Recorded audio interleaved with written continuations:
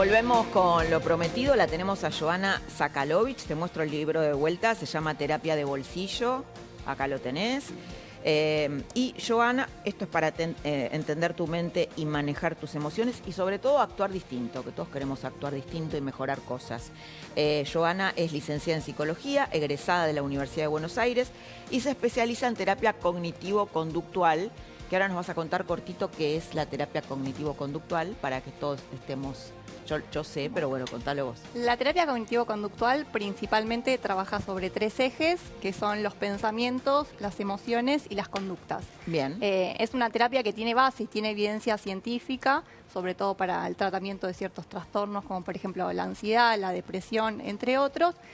Y lo que postula es que nosotros no sufrimos, ni sentimos ansiedad, ni nos ponemos contentos por cosas que efectivamente pasan en la realidad, sino como nosotros interpretamos esos sucesos. Por eso se le da tanta importancia a los pensamientos, porque a mí me puede ir bárbaro en la vida y si yo pienso que soy un desastre, que soy una fracasada, todo me sale mal, esos pensamientos impactan directamente en mis emociones y las emociones me terminan condicionando. Si yo arranco el día pensando que soy la peor, probablemente esté triste, esté con mucha carga y eso afecta en cómo me maneje. Ahora, Joana, quienes nos están mirando, por ejemplo, tienen pensamientos de ansiedad sobre la economía, ¿no? Suponete, ¿qué le dirías a alguien que dice, uy, no sé, mucha gente no llega a fin de mes, muchos están en Punta del Este, pero otros no llegan a fin de mes, tenemos un país muy dividido. ¿Cómo haces para que eso no te genere ansiedad? ¿Cómo voy a pagar la cuota del colegio? Uy, si me echan del trabajo, ¿qué va a pasar?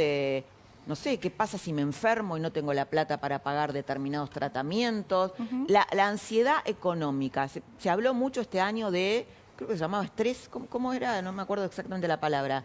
Estrés económico, tenía como una palabra. Hablábamos de la infidelidad financiera también en algún momento. Bueno, cancelar, no, está bien. No, yo ¿Qué es la profundizo. infidelidad financiera? Que le ocultás a tu pareja si tenés otras cuentas bancarias. No, y además No, si pensé. generás otros gastos o si ocultás... No. Bueno, no mezclemos los temas. Después vamos. El tema de la ansiedad por la economía. ¿Cómo resolvés eso? Me levanto pensando, ¿cómo llego a fin de mes? Bueno, el tema un poco es aprender a lidiar con nuestros pensamientos, ¿no? Hay pensamientos que son automáticos, que se van generando en nuestra mente y ahí es donde uno tiene que intervenir activamente y tratar de desglosar esos pensamientos, porque hay pensamientos que tienen base concreta en la realidad. O sea, si yo no llego a fin de mes y es una realidad, ese pensamiento y esa situación real me va a generar ansiedad, me va a generar algún tipo de tensión. Ahora, si yo tengo pensamientos de lo que llaman catastróficos, y si mañana me quedo sin trabajo, y si me despiden, y si no puedo mantener a mis hijos, y uno dice, bueno, pero ¿hay algún sostén donde desde la realidad uno puede decir voy a perder mi trabajo? No, hace 10 años trabajo en el mismo lugar, mi jefe me felicita, me va todo bien. Entonces, ese tipo de pensamientos son los que se trabajan, porque como te decía, esos pensamientos generan cierta ansiedad que uno puede evitar cuando uno los trabaja, sobre todo en el espacio de terapia. Pero si realmente no llego a fin de mes y tengo ese pensamiento, sí, eso me va a generar ansiedad. Después lo que uno tiene que adquirir es herramientas de cómo hago para lidiar con esa ansiedad y cómo convivo en el día a día. Bien, recién hablábamos con Conrado Stoll y nos decía, bueno, a ver, yo te puedo decir un montón de cosas para tener una vida saludable, pero lo que más te va a hacer diferencia son vínculos, relaciones humanas significativas, no contactos, ¿viste?, sino relaciones significativas. Y vos acá decís herramientas para construir vínculos más saludables. ¿Qué le dirías a alguien que nos está mirando, tal vez nunca hizo una terapia? ¿Cómo hace para tener vínculos mejores, no? Que hoy hay tanta toxicidad, ¿no?, en los vínculos y problemas, en la familia. Bueno, siempre los hubo, ¿no? Pero cuando Sí, yo en terapia escucho mucho esto de lo que llaman los vínculos tóxicos, patológicos. Creo que un poco la clave un es... vínculo tóxico, para aclararle a la gente. Y eso es donde uno se termina generando malestar, donde aparece la ansiedad, donde uno está permanentemente pensando qué hice, qué digo, qué no hago. O sea, uno no está en calma, no está en paz en ese vínculo. Entonces, una clave para trabajar el tema de los vínculos es priorizarse uno mismo. Porque a veces es, bueno, pero me dijo esto, pero no me hizo, pero sí, pero no. Y es, bueno, ¿vos cómo te sentís con eso?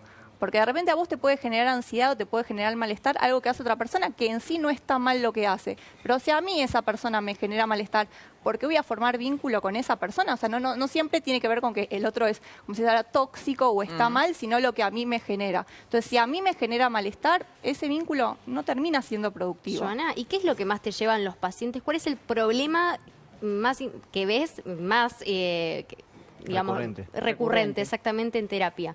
La ansiedad, La ansiedad. sin duda, sí. Y viene por esto que dice Lau, el tema de la economía, el tema, una cuestión más fisiológica.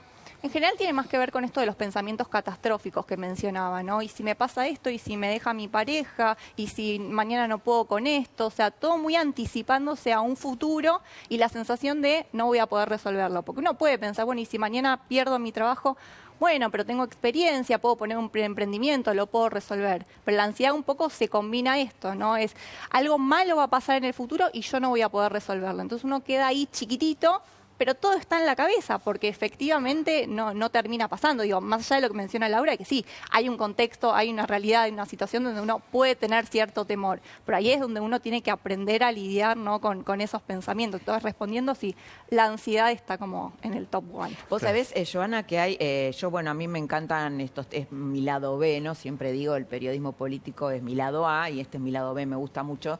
Una vez entrevistando a un neurocientífico me dice algo que yo tengo muy en cuenta. Viste que una vez se siente culpable por tener pensamientos catastróficos, que todos los tenemos. Entonces me dice, lo que pasa es que el cerebro está preparado para sobrevivir, no para ser feliz. Para detectar los peligros, ¿no? Claro. Como cuando vivíamos en las cavernas. Entonces, para ser feliz, vos tenés que hacer un trabajo como el que vos proponés. Bueno, yo estoy pensando en que mañana me quedo sin trabajo. Bueno, pero ¿hay una base de realidad en esto? ¿O no? A ver, la ansiedad es una respuesta adaptativa. La ansiedad lo que hace es, si uno va caminando por la calle y alguien te está siguiendo, o estás en la selva y hay un animal peligroso, entonces hay un peligro, entonces se activa la ansiedad, que lo que permite es luchar o huir. El tema es que hoy el cerebro percibe otro tipo de peligros que con la lucha o con la huida no vamos a ningún lado. Una persona puede sentir ansiedad viajando en un avión, una persona puede estar en un evento social y empezar a pensar que es un peligro estar ahí porque lo van a mirar mal, porque lo van a desaprobar. Entonces, eso empieza a generar mucha ansiedad y esos recursos que tenemos para luchar o para huir no nos sirven. Estamos sobreestimulados encima. Claro, claro. ¿Puedo hacer una pregunta? Obvio, porque me Marcela. gusta el título del libro. Ya te vi que te estabas medio Claro, analizando con terapia Joana. de bolsillo. A vos te ¿Por gustó qué? lo del bolsillo, dale. No, porque por algo lo escribió. Y ¿Por sí, qué? claro. Tiene que ver un poco con que sean herramientas prácticas, sencillas, aplicables, que uno se pueda llevar y que pueda aplicar.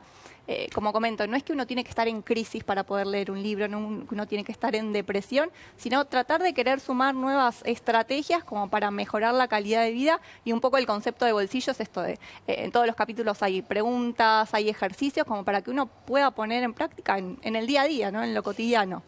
¿Cómo parás pensamientos ¿Ustedes tuvieron pensamientos rumiantes? Sí, claro. Todos tuvimos, Perdón, ¿no? ¿qué?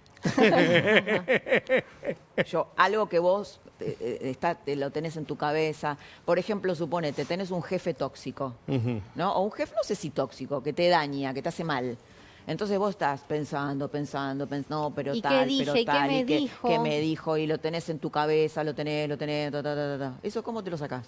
Bueno, a ver, esto de la rumiación, lo que explicaba antes, ¿no? El pensamiento es el que genera la emoción. Cuando uno está con la rumiación es la vaca cuando mastica el pasto, que mastica y mastica y mastica. Nosotros hacemos lo mismo con los pensamientos. Entonces, si vos todo el tiempo estás pensando, mi jefe que me va a echar, que es insoportable, que me trata mal, o sea, puede ser real eso, pero todo el tiempo sostener en la cabeza ese pensamiento, lo que hace es que todo el tiempo estés desprendiendo el mismo nivel de ansiedad, el mismo malestar. Entonces, un poco es frenar, poder identificar ese pensamiento que es el que genera el malestar, y a partir de eso hay un concepto que trabajo en el libro, es la diferencia entre pensar por pensar y pensar para hacer. Pensar para hacer tiene que ver con, bueno, tengo esta situación, tengo posibilidad de cambiar de trabajo, tengo posibilidad de generar nuevos recursos para seguir con este jefe sin pasarla tan mal. Y el pensar por pensar es cuando uno queda dando vueltas en la calecita. Pero mi jefe, y hoy tengo que ir a trabajar y lo tengo que escuchar y me va a mirar mal y no sé qué hacer. Entonces, todo el tiempo estando en pensar por pensar, eso no funciona. Cuando uno identifica que la rumiación no lleva a ningún lado más que un callejón sin salida, ahí es donde empieza como a desarmar ese pensamiento para no quedar atascado y no seguir desprendiendo siempre el mismo nivel de malestar. ¿Y sirve escribir ese pensamiento? Sí, sin dudas, porque uno toma distancia, ¿no? Hay un concepto en psicología que es el de fusión cognitiva, que yo te pregunto, ¿vos sabés diferenciar un pensamiento de una realidad? Vamos a decir, sí, obvio. Pero en el día a día a veces nos fusionamos tanto con nuestros pensamientos que el pensamiento se vuelve muy real.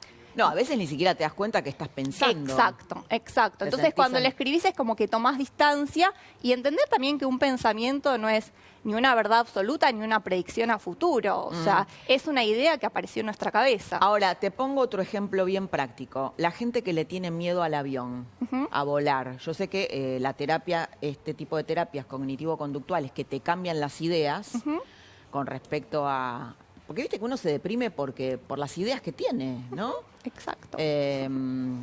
Entonces, bueno, si vos cambias de idea, cambias tu estado anímico.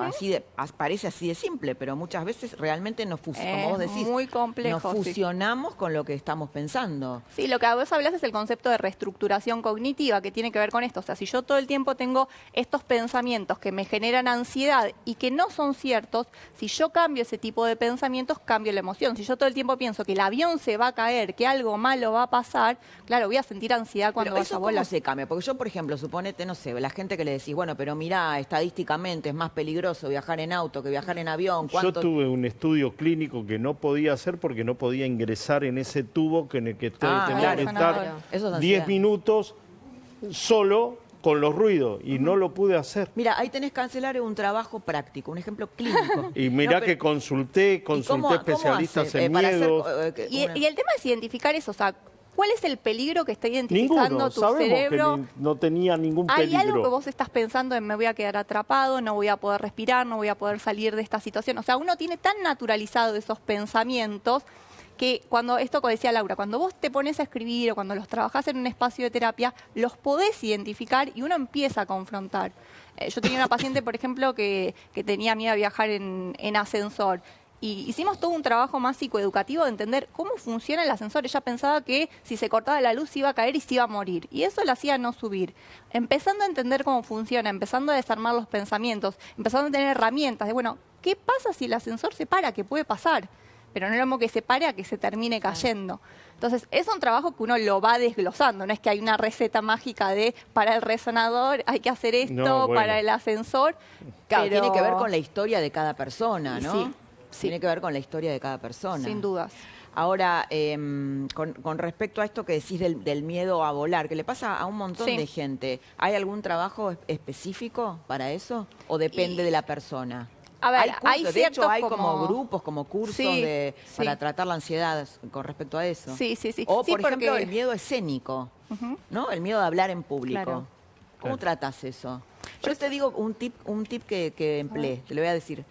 Cuando yo empecé a dar charlas, y vos tenés, no sé, 1000 personas, me enseñaron un tip que a mí me dio mucho resultado. A lo mejor tenés 10 personas, que es mirar a una persona y hablarle a esa persona. Y eso a mí me dio resultado, porque no veía, y hoy puedo hablar delante de muchísima gente y estoy mirando a alguien. Por ahí cambio para que no se sienta acosado con mi mirada. Pero eso a mí me dio tranquilidad. Digo, encontrar, a lo mejor tenés algún tip, Ale, para... Sí, a veces también es, digo, la exposición repetitiva a cierto estímulo, ¿no? Porque a veces la cabeza dice, bueno, es un peligro hablar delante de tantas personas. Vos pensás, bueno, me van a mirar mal o no les va a gustar lo que digo. Si vos encontrás una técnica y lo repetís, el cerebro entiende, ok, no hay un peligro acá. Entonces llega un momento que uno termina viajando en avión, en ascensor o el resonador, porque cuándo ya uno... sirve la No, pero ahí, medicación, por Joana? ejemplo, en el resonador, Sí. vos no podés utilizar un elemento que para mí me funciona, que es el chiste, el romper el hielo. No, el- pero podés... ahí no entiendo puedo. que vos podés llamar, tenés como una especie de alarma. Claro, y bueno, eso y no la te- apreté 3 veces, no, es una vergüenza. Dale, te ¿Por dan qué el es una turno. vergüenza? Está Apretar 3 veces. No, pero uno puede usar técnicas de relajación, de respiración. ¿Sabés qué empecé a hacer? Pensar en algo lindo. Sin duda. En el Bueno. 3-1 en el 3-1 en Madrid, por ejemplo. Y yo me iba relatando ese gol y lo pude hacer. Pero me costó horrible. Por eso digo, es Pero difícil, eso pero si está vos bien. desconectás de eso, o sea, en vez de pensar en estoy en el resonador, no puedo salir, me da claustrofobia, me siento mal, empezás a pensar en algo lindo, el pensamiento ya te activa otra emoción, aunque vos estés en otro lugar. O sea, conectar con Sí. una experiencia positiva. Exacto, exacto, porque el cerebro no diferencia fantasía de realidad. Si vos pensás que algo malo va a pasar, tu cuerpo va a empezar a reaccionar. O sea, vos podés tener una crisis de ansiedad, podés empezar a transpirar, a tener mareos, y no está pasando nada. Y también ¿Qué podés papel empezar a juega, pensar cosas Joana, lindas. la respiración, ¿no? Por ejemplo, el centrarte en tu respiración. A mí eso me ayuda, por ejemplo. ¿no? Y Cuando en los estás- casos de ansiedad lo que pasa Sí. es sin ponerme muy técnica, ¿no? Se activa el sistema nervioso simpático, que es el que activa todo el cuerpo. Entonces, porque piensa que el cuerpo está en peligro, entonces esto, lucha o huida. Cuando vos empezás a respirar en forma pausada y tranquila, el cuerpo entiende que no hay peligro. O sea, si yo realmente estoy en peligro, no puedo respirar en forma tranquila, o sea, estoy en tensión permanente. Entonces, con esa información el cerebro entiende, ok, está todo bien, y se activa el otro sistema, que es el sistema nervioso parasimpático, y eso empieza a desactivar todos los síntomas que se activaron inicialmente con la ansiedad. Joana, impecable, ¿eh? Muchas gracias. Muy interesante, y además a la gente también le interesó mucho. Es un tema de, yo digo que la inteligencia emocional debería enseñarse en las escuelas, Sí. ¿no? Sí. Cómo manejar todo esto. Bueno, muchas gracias. A Suerte con ustedes. terapia de bolsillo, ¿eh? Muchas que lo tenés gracias. acá. Gracias por venir. Muchas gracias.